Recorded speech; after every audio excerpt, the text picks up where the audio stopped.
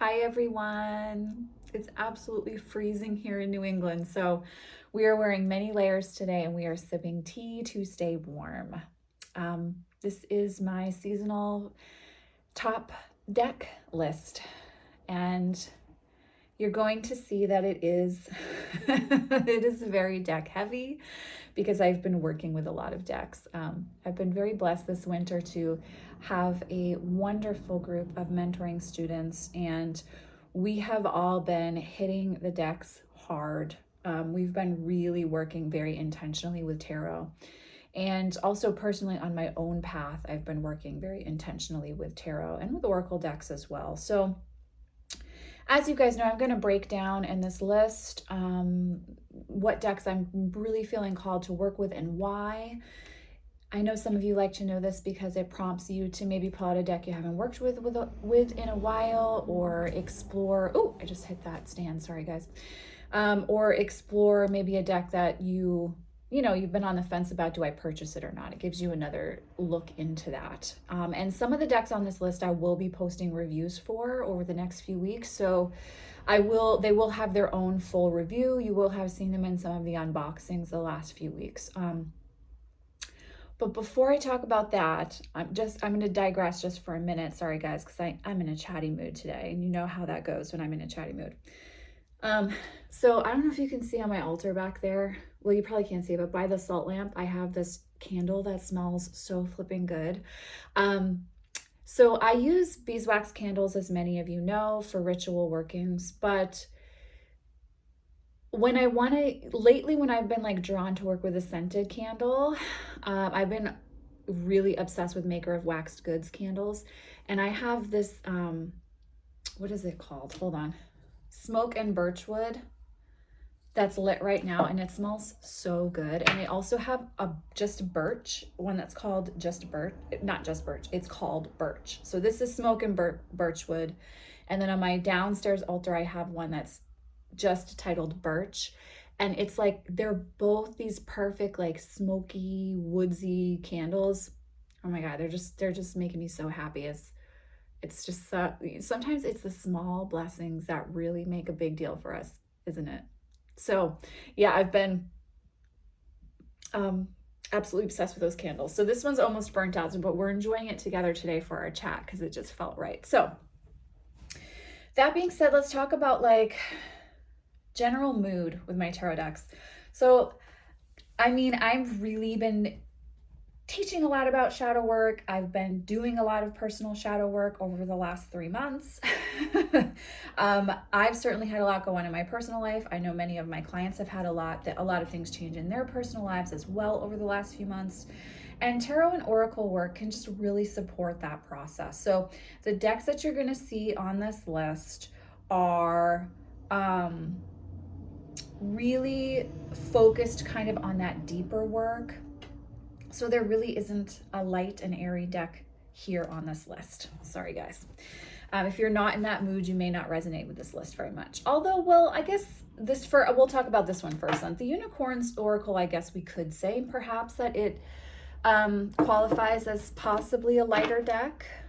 But I feel like this one is going to really be actually really helpful for shadow work because it asks you to have a perspective shift. So I'm still getting used to recording just on the phone with my ring light, guys. So bear with me while I try to work with how to show you this without getting the reflection there.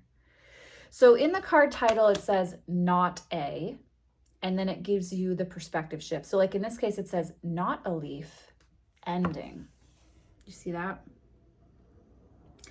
So the cards give you an opportunity to, not only are you connecting with these unicorn beings, which in the guidebook, they discuss, this is published by Lo Scarabeo. This is called the Unicorns Oracle, by the way. It's Paulo Barbieri's Unicorns Oracle. They talk about the fact that they consider like each of these cards is a spirit guide. It is an individual unicorn energy and being that you're connecting with, right? But I think this deck is, even though it's lighter in its feel, is really going to work well for shadow work because it is asking you to turn something on its head and look at it a different way. The guidebook as well, if you're looking for an immersive deck that's going to provide you with like lots of options to work with it. The guidebook is going to be, I'm going to find this out together. There we go. The guidebook offers you some additional prompts so that if you want to meditate with this deck, if you want to do an exercise in relation to your spiritual path in regards to this deck, you kind of have that nice little jumping off point too. So this deck is lighter in its artistic feel, but I think lends itself well for shadow work. And I love this backing. I'm not even gonna lie to you guys. I'm like absolutely smitten with this deck. I love this deck. My wonderful friend who kind of knew I was gonna love it, she was absolutely right. I do really love this deck, and I'm not a unicorn girl. And many of you have messaged me and were like, oh my God, I almost died when I saw it said unicorn in the title. But the Unicorns Oracle is on my list just because it does offer something a little bit different, especially from an Oracle deck perspective. So if you're looking at kind of rewriting your own story, undoing, belief systems that were passed down to you, or changing or shifting the way in which you self-talk, I think that this is a deck that could work really well for that. So the next deck on the list, I forgot to take her out of the box. Sorry, guys. I have not worked with her in a very long time, but I don't work with this deck constantly. I work with it. It's a very specific form of medicine, this deck. This is the Ceccoli Tarot by Nicoletta Ceccoli. It's like the quintessential shadow work deck for childhood trauma. If you've been in the tarot scene for long at all, you know this. But it is all that it's cracked up to be. And it is one that's on my list right now as I just kind of rewrite my own story and open up to, this is my favorite image in the deck. Isn't that beautiful? I love this artwork so much. As I kind of rewrite my own story personally for myself and kind of like undo some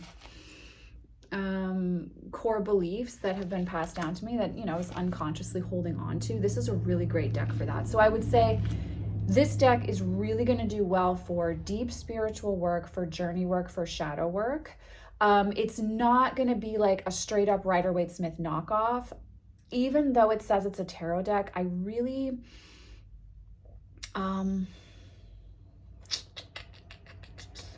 I don't read this one the way I would read traditional tarot. So I would say kind of take your preconceived notion of how you read tarot and put that to the side when you work with this deck, and really let this deck talk to you and work with the energy of this deck in the way that it would like to for you. Just please be aware it is a true shadow deck. So if you are not in a good place emotionally, and you're not prepared to be possibly triggered around some childhood things, especially if you have childhood trauma, it may be a difficult deck to work with for you, and you might just want to wait. This is one of those decks that's a very potent form of medicine, but you don't use it all the time, okay? Even people like me who, my life is this work, my life is my spiritual journey, it's all encompassing, it's all I do, it's what I think about all the time. I need a break from this deck too. So, and I haven't worked with this deck in months. So, but this is the Ceccoli Tarot. Someone asked me recently if I would kind of compare and contrast the Ceccoli Oracle and the Ceccoli Tarot, and I thought that that was a really great request. So that video will be coming to the channel soon. But yes, I have pulled the Ceccoli Tarot out. I actually just started pulling her out this week. And kind of strangely enough, I've been storing her in her tuck box, which I don't normally do. Or excuse me, I've been storing her in her tarot box, which I don't normally do. So I'm just going to put that there. All right, so that's the Ceccoli Tarot.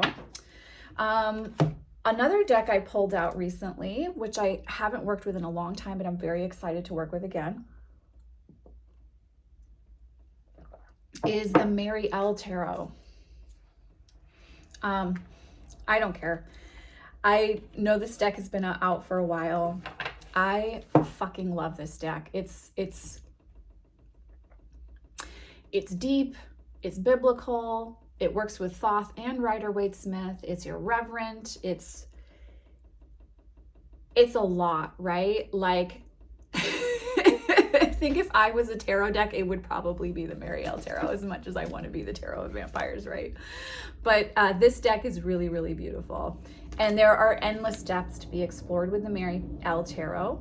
And something I want to focus on for myself as I work with her, as I move through late winter, is kind of looking to heal and mend that kind of biblical, that aversion I have from my childhood to biblical references that are included in the Marielle guidebook, which is a really beautiful guidebook. If you have this deck, please make use of the guidebook. It's 1000% worth it, and it's amazeballs. It's just amazeballs. It's a really, really beautiful guidebook, and she has a lot of biblical references in there, which Rider-Waite-Smith, all of those systems reference traditional biblical texts, etc. So I'm looking to just offer myself a new level of healing and integration with that, and so that's why I pulled the Marielle out this time.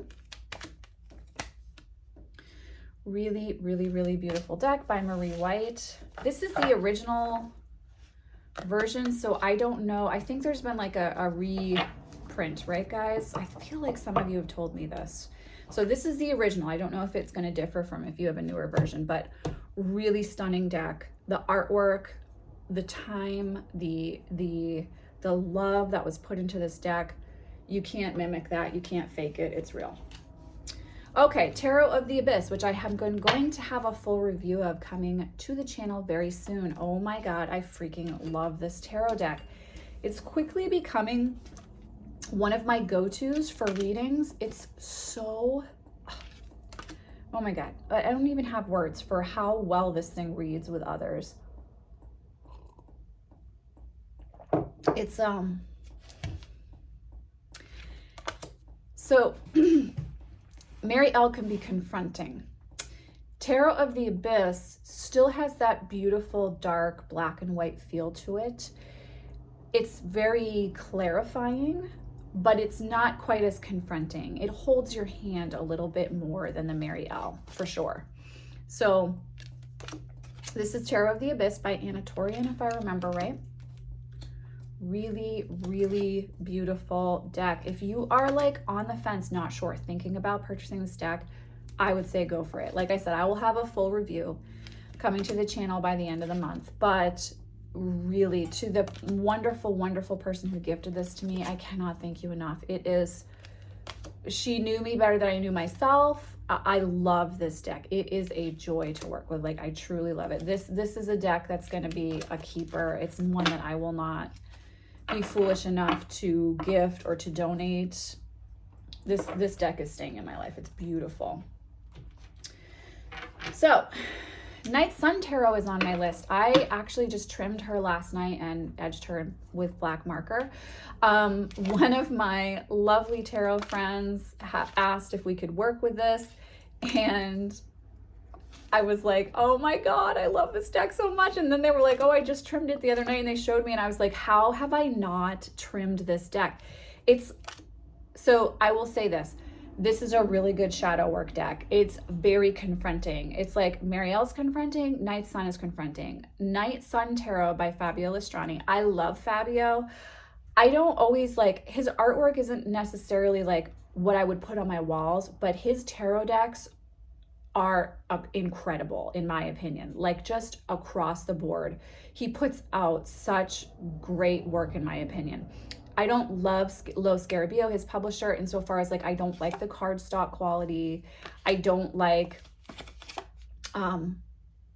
you know, the way the deck wears and the feel of it, but that aside, I love Fabio's decks, and this is a deck that will punch you in the face with honesty. Like, this deck is not going to lie to you.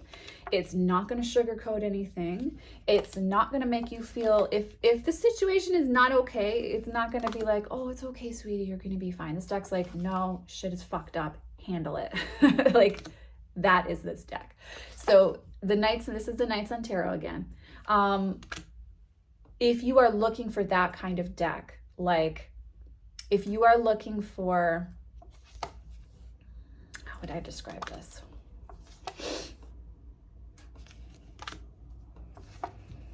I want to say Mae West, but that's not quite where I want to go. But it has that kind of feel. Like you're talking to somebody who knows what they're talking about when you work with this deck.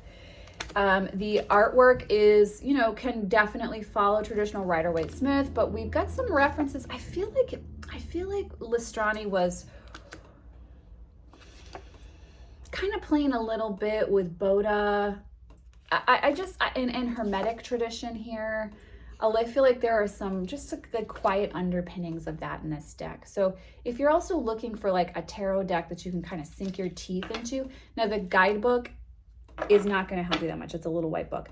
But if you use this in conjunction with like a practice or another book that wants to go deeper than just surface level tarot work, this deck will be your friend. This deck is going to help you get there. It's going to be honest. This deck is not going to make things look pretty for you. It's just going to be honest, and we all need that sometimes. So this is the Night Sun Tarot. Again, I have trimmed the white edges off and I edged it with black marker. If you purchase this deck, the deck's not going to look like this, okay? All right. We'll go a little oracle here. Mystical Shaman, Oracle. Mystic Shaman, Mystical. You guys know I can never remember the name of this deck. This is by Colette Baron Reed and Velodol. I can't remember the other author's name. This is a really great deck. It's one of my favorite Colette Baron Reed decks. It is very shamanically aligned. Think Mayan shamanism especially. And there's something about this deck that I find works really well for daily draws.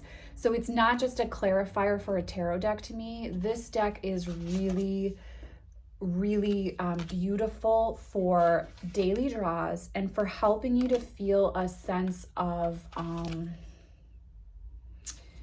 groundedness. It's like an elemental connection, a connection to the medicine wheel, but also a groundedness that's really palpable when you work with this deck. It is honest, but it's not confronting in its honesty. It's just gonna let you know the truth and just kind of leave it there for you, and then you can sit with what you want to do with it, right? So this deck is really good for that type of work. If you're someone who's trying to get into daily draws, which guys, I will never not say this on this channel, if you want to grow and deepen your practice, and if you want to be able to not look at a guidebook to know a card meaning when you're reading, daily draws are really where it's at. I know it sounds boring, and sometimes we want like that quick fix, which is going to make it better for us, but we actually just need to show up and be dedicated. And a daily draw practice is really what will help you to develop that relationship with your deck so that you can give a reading for yourself or for others in your life and have it be something meaningful. And if you are looking for an oracle deck to help you develop this practice, then the Mystic Shaman Oracle, just look it up on Amazon, is where it's at. Isn't it Roberto Velodo? You guys know which one I'm talking about. So, but this is the Mystic Shaman Oracle. It's beautiful. It's one of my favorites. Okay, this is a new deck. I have to look down to make sure I say the name right. Mausolea, Oracle of Souls. I unboxed this, I think, a week or two ago. So I'm still getting to know this one, much like Unicorn's Oracle. But I'm really into it. It's a deck much like Oracle of Emanations that you really want to journey with. I mean, you can definitely use it as a clarifier, but I'm not going to really work with this as a clarifier. I'm going to be working with this deck much more for personal development and connection with guides and deity. And each of these cards is an entity, is a guide, is a force that you can connect with and work with. And I'm really looking forward to getting to know the energies that are associated with this deck. If you like dark artwork, if you're darkly inclined like myself, you will enjoy the artwork in this deck especially. It's a really nice sweet spot. And I like the backing for this deck as well. But this one I'm working with because I need to get to know her. And I also just want to work with them for my own personal practice. I'm someone who journeys and works with deity a great deal. So I'm excited to get to know some new faces here and to reacquaint myself with some old ones. All right, Les Vampire Oracle. This one, I will say, I love to use as a clarifier for myself and for clients. And Les Vampires is another great deck for shadow work because it's very honest, it's very clear, and it helps you to get down into the root of things. I will be posting a video on using an oracle deck for shadow work. I know some of you had asked me to do that as you're not drawn to work with tarot. If you are someone who's looking for a deck that could assist you in this type of shadow work, then I would say you might want to look at Les Vampires Oracle or the next oracle deck I'm about to talk about. But I haven't used this one for myself in my own practice, I think since around Halloween. It might have made the Halloween list, so it's been a couple months, but I'm feeling it. I'm feeling it and I'm ready. So I'm excited to work with this one. This is Les Vampires Oracle by Lucy Cavendish and Jasmine Beckett Griffith. I'm just gonna finish it on this image because I love that. Fucking love that image. Okay. The next deck, also by Lucy Cavendish and Jasmine Beckett Griffith, is great for shadow work. If I could only have one Lucy Cavendish deck for the rest of my life, if someone was like, Racine, you only get one, it would be Alice in Wonderland Oracle.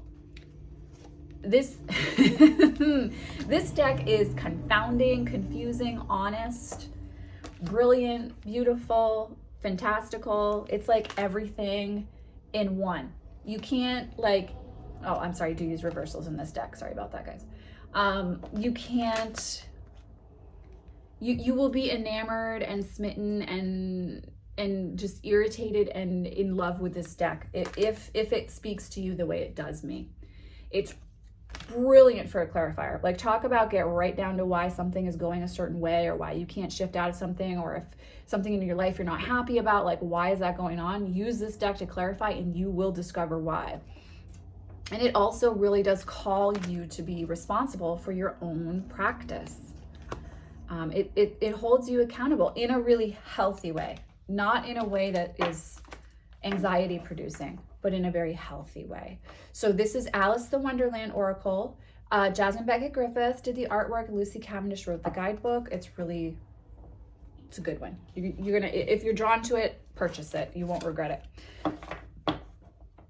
Oh my God, guys, final three. And I'm under 30 minutes for the final three. No way. Okay, here we are. All right, guys. A very, very wonderful, loving friend of mine bought me the Murder of Crows Tarot.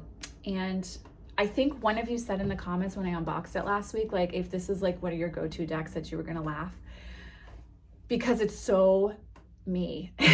And I am obsessed with this deck. Can I tell you? So I've been working with it every day personally. I haven't used it, well, not true. I've used it in one client reading. But I've been working with it personally. I have shuffled every day, shuffled well. I'm a card reader by profession. I know how to shuffle my decks. And I have drawn these same cards, like the same 4 cards for a week. This deck is like, this is going to be in my top 5 can't live without decks. I already know it. I already know it. And I've been thinking about doing that list for you all because someone had asked me that recently, like what would be your like the top 5 you can't live without. And I know I've done that in the past, but I might do an updated one. But this deck, I love this deck so much. And as you work with the guidebook, again, I'll be posting a full review, don't worry. As you work with the guidebook though, and you start to understand that like the masks that are referred to in so much of the imagery and the working with myth, and also like the psychopomp within, accessing that through the kind of communal energy of crows. I cannot even, like, I love this deck so much already. Like, I already know. And this is one of those decks that's really straight up, but it also feels like a best friend. Like, it feels like your best friend poured you a glass of wine and sat down with you at the table at night and was like, let's talk about it. Like, let's break everything down in your life that's going on, and I'm going to give you some advice, but like, let's dish. Like, let's talk.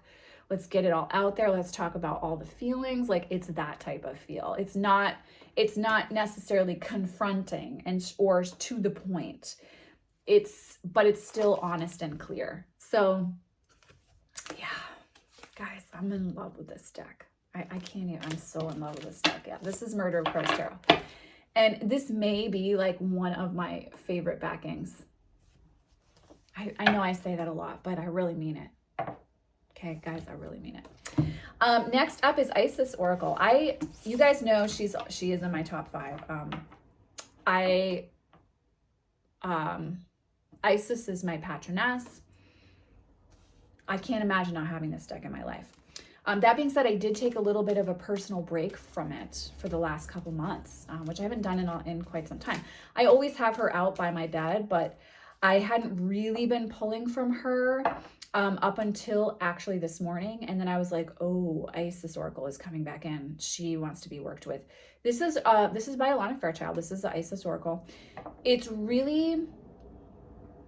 This deck is really about spiritual, spiritual, personal, blah, blah, blah. Mercury is in retrograde. Sorry, guys. Personal spiritual work. Yes, you can use it in a tarot reading. You could use it as a clarifier. I prefer to use the spreads that Alana's created with the deck, or my own personalized spreads, or as a blessing from the goddess, or a message from the goddess, whether that's for myself or for a client. I don't use this deck as a clarifier. It's a really deep deck, and you've got to read the guidebook, and you've got to work with the guidebook, and you can't phone in working with this deck, but it is a beautiful deck, and it is one that has asked to come forward in my personal practice. So over the next few months, I'll be using her on nearly a daily basis for sure. Some of the most beautiful artwork. I love this deck so much. And I know I asked this recently, but if anyone wants to comment below, if I reorder this, will the cardstock be matte? Because I really want the Blue Angel matte cardstock that's been on the Lantern Oracle, and the reprint of Sacred Rebels and Divine Circus. So if any of you have purchased it recently, did it have the matte cardstock? That's the question I want to ask. But this deck, you really want to, you want to be intentional when you work with it, and you want to have an intention to work with Isis or the Egyptian pantheon when you connect with it, you know? It's not a deck that you want to show up late for the date. You've got to be real. You got to be committed if you want to work with it. Sip of tea. Oh my God, I'm at 27 minutes. Okay, final deck. Oh, I just love my decks so much. My life would be so empty and lonely without tarot. Like, tarot just makes me so happy. Anyhow, this is the True Black Tarot. It is a very pricey tarot deck. It would be in my top 5. This deck is like the cardstock, the artwork, the feel of everything is just stunning. It is an investment deck. I will not lie to you, but it is not mass produced. It is not phoned in. See that? It is absolutely stunning. And when you work with it, if you, again, show up and you really spend time with it, the experience that you can have is phenomenal. Yes, this is absolutely a tarot deck. You can totally use it like a regular tarot deck. I use it all the time like a regular tarot deck. But I will say it's really beautiful if you're a 1-card daily draw person. You can really get a wealth of information to ruminate on and to sit with and to meditate with from this deck. And I will say, I've had this deck for a few years now. You guys know that. And it looks like the day I bought it. It has not warped. There aren't like serious scratches. This deck it was worth the investment. It was worth the investment. Look at that. I mean, oh. And one of you told me recently that the author is creating a new deck, which I'm beyond excited for. But anyhow, I am working with True Black again. It's been a little bit for me. I took a little break. You know, life, sometimes you've got to work with different decks, but this is a staple in my collection. This one is like a sister. She's like a sister. Like, she's always there. She's reliable. She's beautiful. She's wearing a nice pair of Louboutins. and you're going to have a very expensive glass of champagne with her, but she is going to tell you what's up. She will not lie to you. This is a really deep deck, very clear, and very, very good to like sit with what comes up when you look at the imagery. Because it's not so saturated, it actually gives you an opportunity. Sorry about the sun, guys. I'm almost done, so I'm not going to get up and change that. But she really gives you the opportunity, because the artwork isn't so full and saturated in the imagery, to really sit with what comes up for your personal reaction to drawing the cards. So this is my list, guys.